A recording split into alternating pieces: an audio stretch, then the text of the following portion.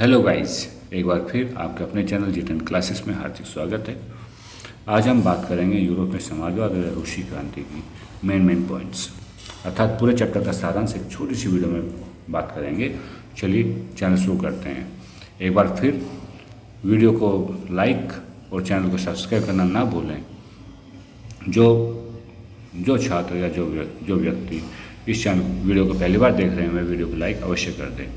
Video को पूरा देखें, बीच में स्किप ना करें। इसमें बहुत से क्वेश्चन ऐसे हैं जो आपके लिए लाभदायक होने वाले हैं। इसमें हर कंपटीशन के लिए सी-टेट और यूपी-टेट के लिए बहुत ही इंपॉर्टेंट क्वेश्चन आपको मिलने वाले हैं। चलिए पूरा अध्याय को एक नज़र में देखते हैं। एक शॉर्ट क्विक रिविजन हम करते हैं। जैसे फ्रांसीसी क्रांति के पश्चात संपूर्ण यूरोप में सामाजिक और राजनीतिक परिवर्तन दिखाई देने लगे। एक छोटा क्वेश्चन होता है, फ्रांसीसी क्रांति कब हुई थी? तो फ्रांसीसी क्रांति 14 जुलाई 1789 में संपन्न हुई थी। इसके बाद यूरोप के लगभग सभी लोग समाज में पूर्ण परिवर्तन चाहते थे। इनमें से कुछ उदारवादी थे, कुछ रूढ़िवादी थे और कुछ रेडिकल्स थे। ये लोग समाज में पूर्ण परिवर्तन चाहते थे। सामाजिक परिवर्तन के समर्थकों में एक समूह उदारवादियों का था। उदारवादी ऐसा राष्ट्र चाहते थे जहाँ पे सभी धर्मों को एक समान सम्मान मिले। और 19वीं शताब्दी में यूरोप में ईसाई धर्म का प्रभुत्व था, लेकिन उदारवादी क्या चाहते थे कि सभी धर्मों को एक समान सम्मान मिले। लेकिन उदारवादी भी पूर्ण स्वतंत्रता के पक्ष में नहीं थे। वे सभी लोगों को मत अधिकार का प्रयोग नहीं देना चाहते। ये केवल संपत्ति वाले लोगों को ही मत अधिकार का प्रयोग देना चाहते थे।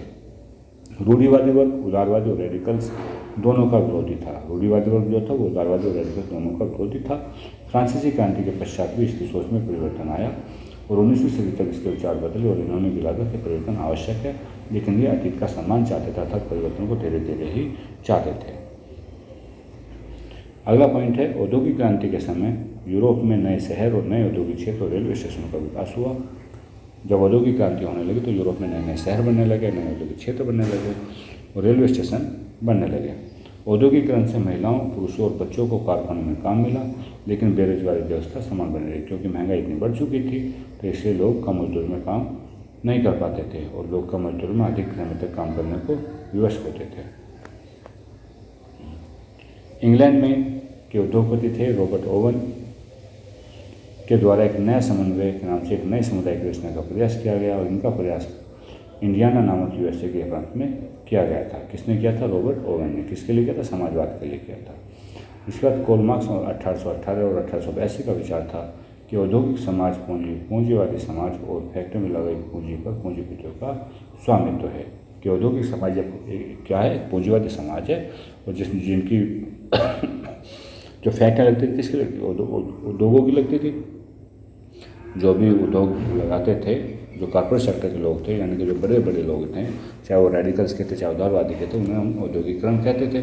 तो औद्योगिकरण जिन लोगों ने किया था जो पूंजी लगी हुई थी वो फैक्ट्रियों में पूंजीपतियों को लगी थी। तो ये कहते थे कि जो भी औद्योगिक समाज है वो पूंजीवादी समाज है और फैक्ट्री में लगी पूंजी पर पूंजीपतियों का स्वामित्व है। ये कहते थे पूंजीपतियों को जो भी लाभ प्राप्त होता है वह मजदूर की मेहनत से होता है।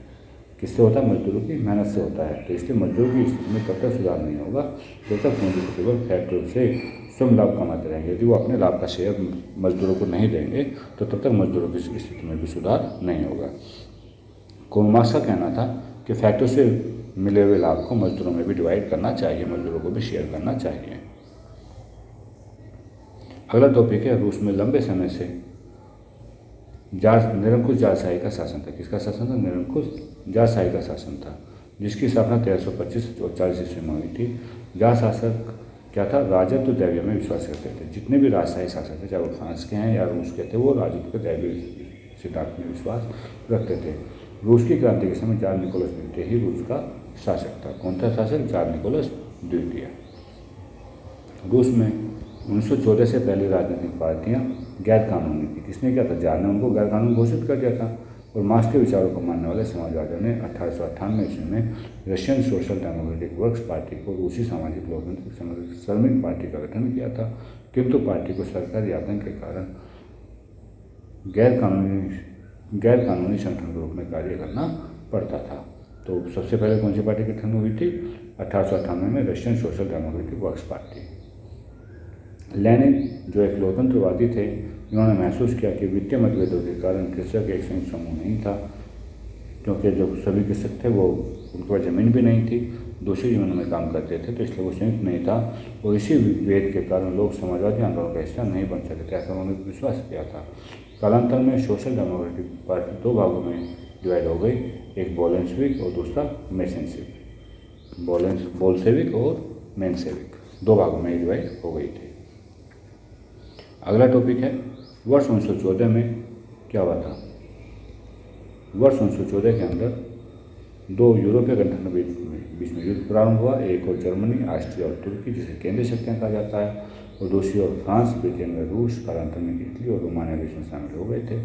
तो ये दो गठबंधन थे और सभी देशों का अपना अपना विस्तृत साम्राज्य था, जिसके कारण ये युद्ध यूरोप के साथ साथ यूरोप से बाहर भी फैल गया था। और जब युद्ध यूरोप से बाहर फैलने लगा तो इस युद्ध को प्रथम विश्व युद्ध कहा गया। 20वीं सदी के आरंभ में निरंकुश राजशाही था। राजशाही कैसा था? निरंकुश था। 20वीं सदी के आरंभ में रूस कैसा था? निरंकुश राजशाही था, मतलब रूस में जो शासन था वो निरंकुश था। जार निकोलस द्वितीय रूस के संसद थे और ये राष्ट्रीय संसद का अधीन नहीं था। 1905 की क्रांति के समय सोशल डेमोक्रेट्स और सामाजिक क्रांतिकारियों ने कृषकों के साथ मिलकर कार्य किया और एक संविधान की मांग की थी।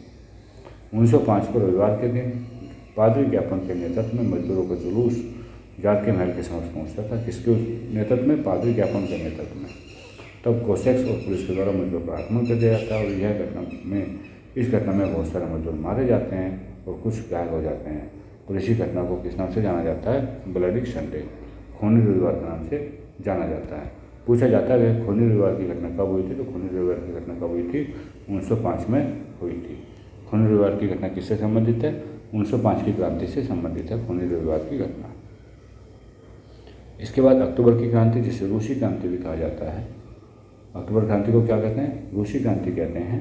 ये जार निकोलस द्वितीय के समय में हुई थी।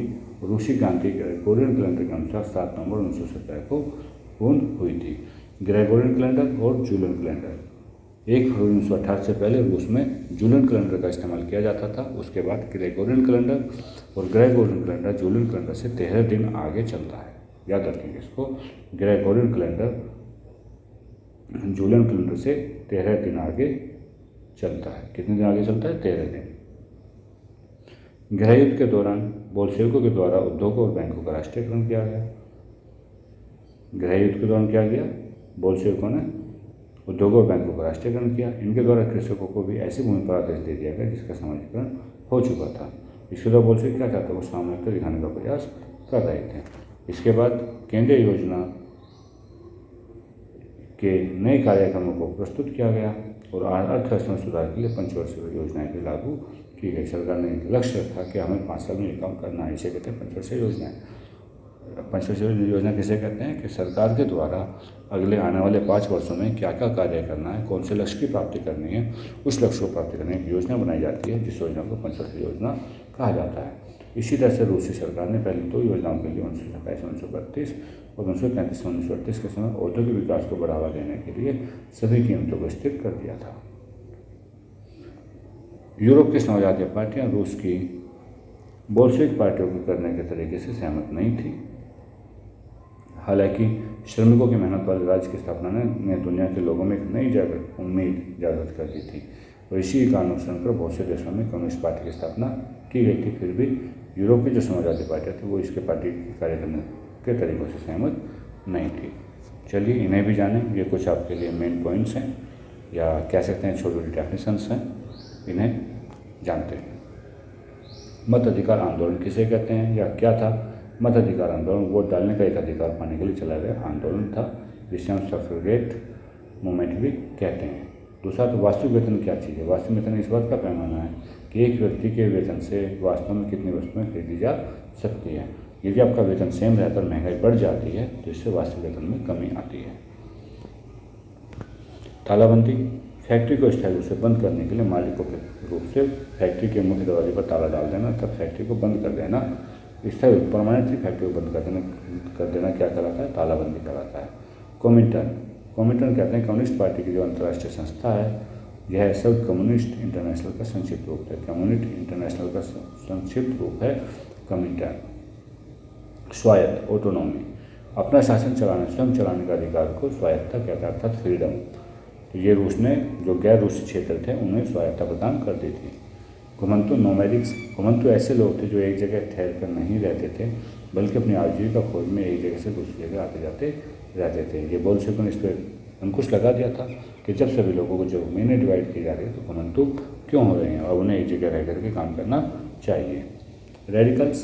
रेडिकल्स यूरोप में उन लोगों का समूह था जो देश में ऐसी सरकार के पक्ष में थे कि जो देश की आबादी के बहुमत के समर्थन पर आधारित हो, अर्थात रेडिकल्स देश के सभी नागरिकों को वोट डालने के अधिकार के समर्थन में थे, तो तभी ऐसा पक्ष चाहते थे।